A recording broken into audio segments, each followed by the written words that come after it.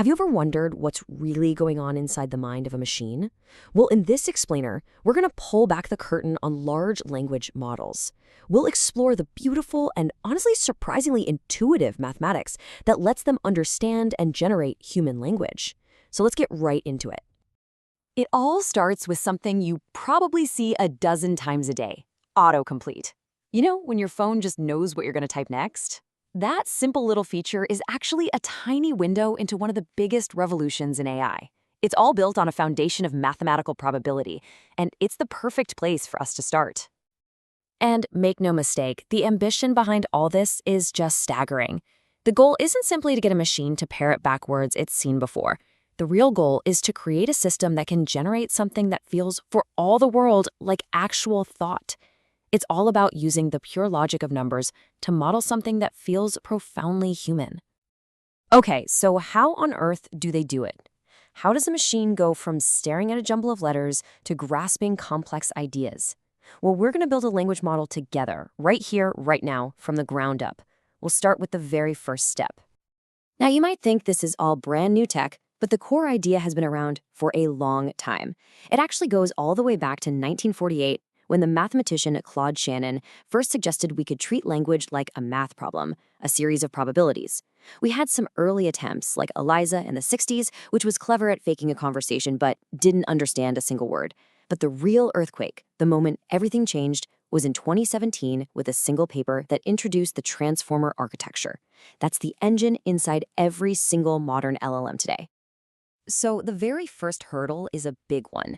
Computers are amazing, but they have one major limitation. They don't understand words. They only get numbers.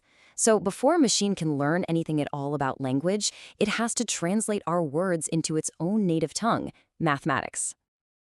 And that translation always starts with something called tokenization. Think about a word like unbelievable. To us, that's one solid thing, but a machine sees it differently. It smartly breaks it down into its core parts: un, believe, and able.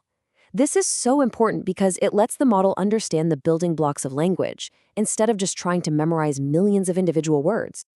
So, how does it know how to split the words? Well, it uses a clever algorithm, like byte-pair encoding, that acts like a super-fast puzzle solver. It just scans a huge library of text and looks for the most common pairs of letters, say T and H, and merges them into a new single piece, TH. It does this again and again and again, building up a super efficient vocabulary of the most common word fragments. It's a brilliant way to balance detail with speed. All right, so the machine now has all its little word pieces, its tokens. That's great. But there's a huge problem. That just tells the machine what the pieces are, not what they actually mean. How does it get from the token for the word cat to the actual, idea of a cat? And this right here is where the real magic starts. It's a concept called embeddings. Think of it like this. If tokens are the individual pieces of a giant jigsaw puzzle, then embeddings are like the picture on the box. They show the machine how all the pieces are supposed to fit together. Every single token gets turned into a long list of numbers, a vector, which is basically a coordinate, placing it on a vast, invisible map of meaning. And what's so incredible about this map of meaning is that relationships between words become simple math. This slide shows a legendary example. Researchers discovered that if you take the coordinate for king, subtract the coordinate for man, and then add the coordinate for woman, you land almost perfectly on the coordinate for queen. I mean, just think about that. You can do algebra with concepts. This wasn't just a small step, it was a complete game changer. But just understanding single words isn't enough, right? Human language is all about context. The word run can mean a dozen different things. It all depends on the words around it. So let's look at how the model gets a handle on all that nuance. Let's just take the word bank. An older model might see the phrase riverbank and just guess the next word based on statistics, without any real understanding. But a modern LLM sees the word river, and it knows that bank in this case means the edge of the water, not a place you put your money. This jump from simple word association to true contextual awareness is absolutely everything. And the key to making that jump is the attention mechanism. This was the central, brilliant idea in that 2017 paper. It basically gives the model a superpower. When it looks at any single word, it can simultaneously pay attention to every other word in the sentence and figure out exactly how relevant each one is. That's how it knows bank connects to river. It's how it knows in the sentence, John saw Bob. He waved, that he refers to John. But hang on, there's still a problem. The attention mechanism can see all the words at once, which is great, but that means it doesn't naturally understand their order. And as the slide makes perfectly clear, word order is, well, it's kind of important. The solution to this is a clever trick called positional encoding. You can think of it like adding a little digital timestamp to each word, so the model always knows which word came first, second, third, and so on. Okay, so let's recap. We've built the architecture. The model can chop up words, embed them in a map of meaning, and use attention to understand context. Now we get to the most important part. How does this thing actually learn? Well, the answer is actually pretty simple. It learns by making millions and millions of mistakes and getting just a tiny bit better with each one. The algorithm that powers all this learning is called gradient descent, and this is truly the best way to think about it. Imagine you're standing on a giant mountain in the middle of a thick fog. Your goal is to get to the lowest point in the valley below. You can't see the path, but you can feel the slope of the ground right under your feet. So what do? You just take a small step in whatever direction feels steepest downhill. That is precisely what the model does. First, it makes a prediction. That's like taking a step on the mountain.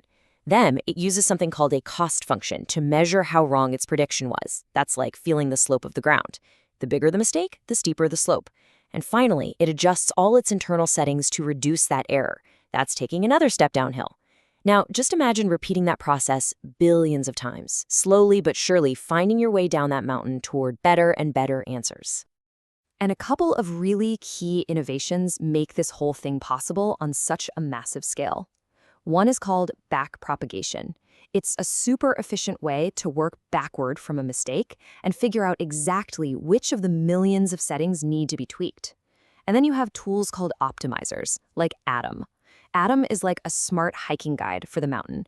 It knows when to take big, confident steps downhill and when to take small, careful ones to avoid getting stuck. So we have all the mathematical building blocks. We have the architecture and the learning process. The final crucial ingredient is just scale. Colossal, mind-bending scale. Because it turns out, when you make these models big enough, something amazing happens. They don't just get better at predicting words. They start developing brand new skills that nobody ever explicitly programmed into them.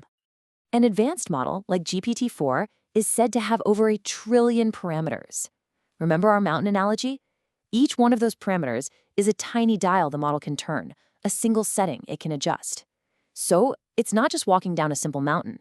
It's navigating a landscape with 1 trillion dimensions, fine-tuning every single one to get closer to a perfect understanding of language. The scale is just, it's hard to even comprehend. But there's a catch. Simply making these models bigger and bigger doesn't always work. You start to hit a point of diminishing returns, where doubling the size and the astronomical cost only gives you a tiny little boost in performance.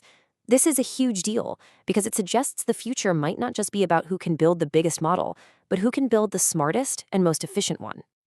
You know, when you put it all together, the probability theory from the 1940s, the learning algorithms from the 80s, the huge breakthroughs of the last decade, all running on a scale of engineering we've never seen before, you realize this isn't the work of one person. It's a truly monumental human achievement, built over decades, with each generation standing on the shoulders of the giants who came before. And that leaves us with a final, fascinating question to think about. For most of human history, complex language was the one thing that made us unique. It's what made us, us. So now that we're successfully teaching machines to master it using pure mathematics, what will seeing our own language reflected back at us teach us about the nature of our own thoughts, our own creativity, and our own intelligence?